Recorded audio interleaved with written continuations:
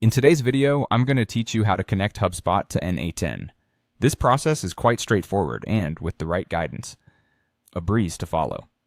So, grab a cup of coffee, sit back, and let's dive into it. To begin, the first thing you'll need to do is open n8n. If you're unfamiliar with this tool, n8n is a free, open-source workflow automation tool that's both powerful and versatile.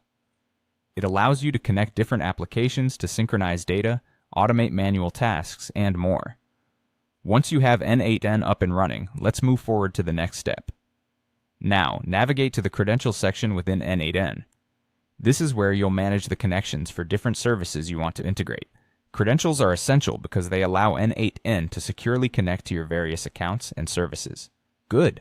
Now that you're in the Credentials section, let's proceed to create a new credential. Click on Create Credential. This action will prompt you with a number of options to choose from, reflecting the various applications you can connect with.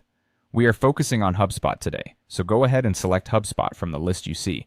After selecting HubSpot, you will have to choose between Access Token or Private App, depending on the version of n8n you're using. At this point, it's important to know exactly what you're choosing. Access Token is a convenient way to allow n8n access to your HubSpot data securely. If you have a private app set up in HubSpot, that can be another means to establish this connection, offering you the added control and security over what n8n can do with your data.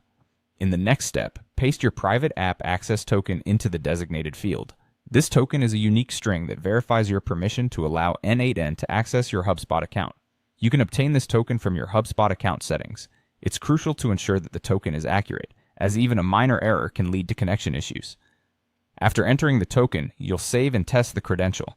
The testing part is essential. It helps confirm that everything is working as expected. You wouldn't want to set up an automation only to find out that the connection was never established in the first place. If the test succeeds, congratulations! Your HubSpot account is now successfully connected to n8n.